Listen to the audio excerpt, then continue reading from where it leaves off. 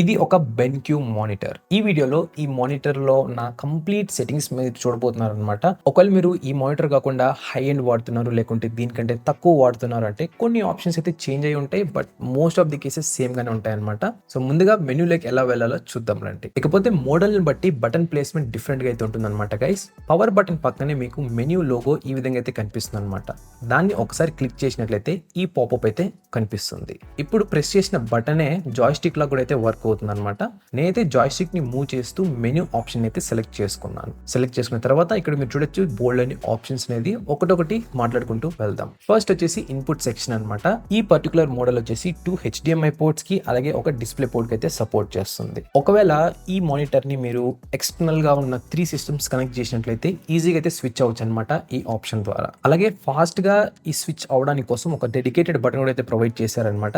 దీని ద్వారా మీరు మెనూలోకి వెళ్ళాల్సిన అవసరం లేకుండా డైరెక్ట్ గా ఈ బటన్ ప్రెస్ చేసి ఇన్పుట్ అయితే చేంజ్ చేసుకోవచ్చు. ఇక సెకండ్ ఆప్షన్ వచ్చేసి కలర్ మోడ్. ఇందులో చాలా ఇన్బిల్ట్ కలర్ మోడ్స్ అయితే అవైలబుల్ ఉన్నాయన్నమాట. మీకు ఎలా కావాలంటే అలా అయితే చూస్ చేసుకోవచ్చు. నేనైతే నా యూజర్ ఎక్స్పీరియన్స్ కి సరిపోయేలాగైతే కస్టమైజ్ అయితే చేసుకున్నాను అనమాట. అసలు ఏమేమి చేంజెస్ చేసిన ఏంటని చెప్పి మీకు చివర్లో అయితే చెప్తాను నా సెట్టింగ్స్ అన్ని కూడా. ఇక దాని కింద వచ్చేసి ఐ కేర్ ఆప్షన్ అయితే ఉంది. ఇక్కడ బ్లూ లైట్ ఫిల్టర్ ని ఆన్ లేదా ఆఫ్ అయితే చేయొచ్చు అనమాట. నేనైతే కంపల్సరీగా ఈ బ్లూ లైట్ ఫిల్టర్ ఆప్షన్ అయితే యూస్ చేస్తున్నాను ఈ మానిటర్ లో. ఒకవేళ మీ మానిటర్ లో కూడా ఉన్నట్లయితే నేను డెఫినెట్ గా రికమెండ్ చేస్తాను యూస్ చేయమని. దాని కింద వచ్చేసి మనకి లైట్ మీటర్ ఆప్షన్ కూడా అయితే ఉందన్నమాట. ఇదేంటంటే రూమ్ లైటింగ్ బట్టి మనకి బ్రైట్నెస్ అయితే కంట్రోల్ చేస్తుంది మానిటర్. మీరు మళ్ళీ చేంజ్ చేసిన అవసరం లేకుండా మాన్యువల్ గా. ఇక నెక్స్ట్ ఆప్షన్ వచ్చేసి లో బ్లూ లైట్ ప్లస్. ఇక్కడ నుంచి మీరు మానిటర్ లో ఎంత బ్లూ లైట్ ఎమిట్ చేయాలని చెప్పి కంట్రోల్ అయితే చేయొచ్చు అనమాట. నేనైతే దీన్ని మాక్సిమం అయితే సెట్ చేసి పెట్టాను. దాని తర్వాత వచ్చేసి కలర్ వీక్నెస్ ఆప్షన్ అయితే ఉంటుంది. ఈ ఆప్షన్ ఎవరికి యూస్ఫుల్ అవుతుందంటే కొందరికి ఏంటంటే రెడ్ కలర్స్ లేకుంటే గ్రీన్ కలర్స్ కొంచెం ఇష్యూ అయితే ఉంటుంది అనమాట. సో ఉండే వాళ్ళకి చాలా బాగా తెలిసి ఉంటుంది ఏ విధంగా ఉంటుంది ఏంటని చెప్పని. సో వాళ్ళైతే ఇది అడ్జస్ట్ చేసుకొని సెట్ చేసుకోవచ్చు మానిటర్ ని. ఇక ఐ కేర్ లో చివరి ఆప్షన్ వచ్చేసి రిమైండర్ అనమాట. ఒకవేళ మీరు సిస్టమ్ ముందు కూర్చొని కంటిన్యూస్గా వర్క్ చేస్తున్నారు అంటే ఈ రిమైండర్ ఆప్షన్ వల్ల ఏంటంటే యూజ్ మనకి రిమైండర్స్ అయితే పంపిస్తుంది అనమాట. ఎవ్రీ 30 మినిట్స్కి లేదా ఎవ్రీ 45 మినిట్స్కి లేకపోతే ఎవ్రీ 60 మినిట్స్కి బ్రేక్ తీసుకోమని చెప్పి. నేనైతే 45 మినిట్స్కి అయితే సెట్ చేశాను దీన్ని నా యూసేజ్లో. నెక్స్ట్ ఐ కేర్ కింద ఉన్న ఆప్షన్ వచ్చేసి కలర్ ఆప్షన్స్ అనమాట.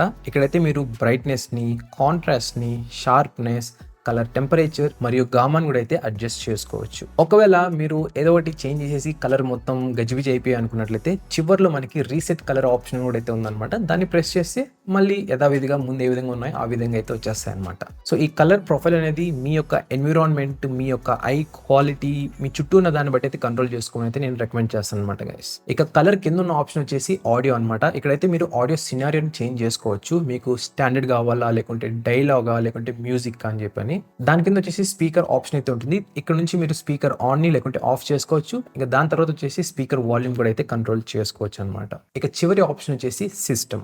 ఇక్కడైతే మీరు లాంగ్వేజ్ చేంజ్ చేసుకోవచ్చు, డిస్ప్లే టైం చేంజ్ చేసుకోవచ్చు, అలాగే ఓఎస్డి లాక్ని కూడా అయితే ఆన్ చేసుకోవచ్చు అనమాట.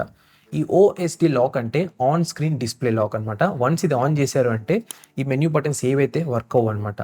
ఈ ఓఎస్డి లాక్ నుంచి బయటికి రావాలి అంటే ఏ బటన్ అయినా సరే ఒక 5 సెకండ్స్ పాటు మీరు ప్రెస్ అండ్ హోల్డ్ చేసి పట్టుకోవాలి. అప్పుడే ఇదైతే అన్లాక్ అవుతుంది. ఇది ఎప్పుడు యూస్ఫుల్ అవుతుందంటే ఒకవేళ మీ ఇంట్లో చాలా మంది చిన్నపిల్లలు ఉన్నారు, లేకుంటే ఉన్నట్టుండి కొంతమంది ఆప్షన్స్ చేంజ్ చేస్తున్నారు అంటే సో ఈ ఆప్షన్ చాలా బాగా అయితే యూస్ఫుల్ ఉంటుంది. ఇక మిగతా ఆప్షన్స్ చూసుకున్నట్లయితే dynamic contrast, display mode, input మరియు ఆటో స్విచ్.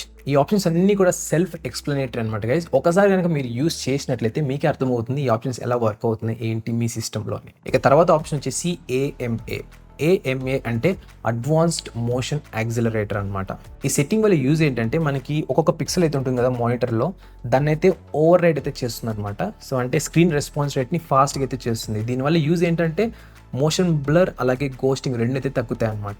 సింపుల్ వర్డ్స్లో చెప్పాలంటే ఇది ఎక్కడ యూజ్ అవుతుందని చెప్పి మీరు ఎక్కువ గేమ్స్ ఆడుతున్నారు అంటే ఆ రిఫ్రెష్ రేట్లో మనకి బ్లర్ కాకుండా గోస్టింగ్ రాకుండా ఉండాలంటే ఈ ఆప్షన్ మీకు చాలా బాగా అయితే హెల్ప్ అవుతుంది. దాని తర్వాత ఆప్షన్ వచ్చేసి RGB PC రేంజ్.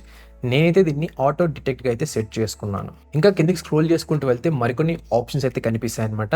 ఇక ఇన్ఫర్మేషన్ ట్యాబ్లోకి వెళ్ళినట్లయితే మీరు యూస్ చేస్తున్న మోడల్, అలాగే మీ మానిటర్ యొక్క రెజల్యూషన్, అలాగే రీఫ్రెష్ రేట్ అన్ని అయితే క్లియర్గా చూపిస్తుంది ఇక్కడ.